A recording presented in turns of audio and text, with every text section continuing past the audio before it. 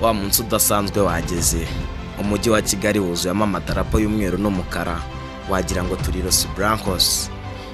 Uyu mwumva nirabize risa nk'ibisanzwe, ikipe ya APR mu myambaro myiza y'umweru n'umukara sesekara mu kibuga ku mukino wa nyuma n'amagaju, ihabwa igikombe cya shampiyona, igikombe cya 25, kikaba igikombe cya gatanu itwaye yikurikiranya.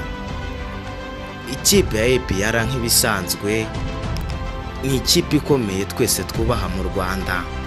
Biragoye kubona ikipe itwara ibikombe 5 mu Rwanda yikurikiranya. Ariko se ibi bikombe bigeze hite? Ariko se birashoka ko n'izindi kipe zazabikora zikagera ku mikino 5 zidatsinzwe? Biragaragara yuko APR ishobora kuba ifite irindi banga ikoresha inyuma. Ikipe ya APR FC yayifatiye umujyi wa Kigali, izenguruka n'abafana bayo benshi cyane mu mabara atandukanye y'umweru n'umukara, bishimira igikombe cya 25 batwaye. Ariko byari bigoranye cyane kugira umufana wavugisha bitewe nuko yarari mu byishimo byinshi cy'igikombe cya 5 batwaye bikurikiranya.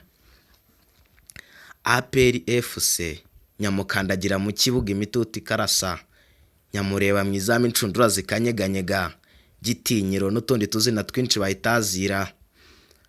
APR FC kipe ya gisirikare, ikipe ya Minadef, ikipe ya leta.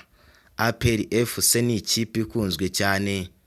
Byagaragaye uyu munsi mu masaa 7 guhera saa 5 umujyi wa Kigali uzengurutswe n'amadarapo n'abafana benshi.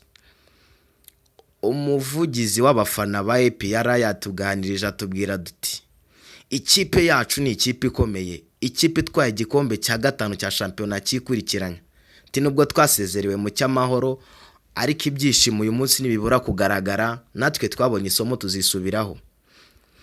Ikipe ya APR irakomereza ku kibuga Pele Stadium gukina n'umukino amaga irasozera zikina n'amagaju y'Ibufundu. Ikipe ya APR FC ishobora kuba igiye gutwara iki gikombe idatsinzwe umukino n'umwe, ishobora kuba igiye gutwara iki gikombe nta mukino n'umwe itsinzwe.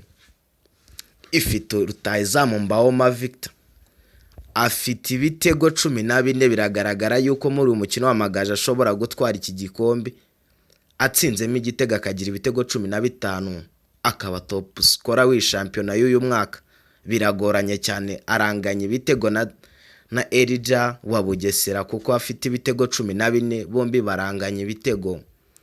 Ese uyu mutoza wacu utoza APR FC biragaragara yuko iki gikombe nta gitwaza akomezanya n'iyi kipe. Biragoye no kubitega amaso.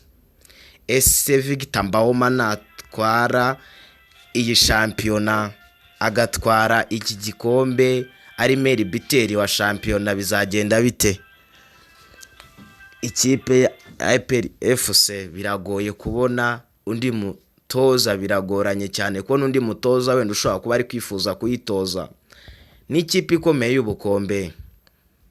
Nje wabagezaga iki kiganiro ni risa nk'ibisanzwe, reka tuzasubire tureba ibyaranze shampiyona tubikubire hamwe. Murakoze.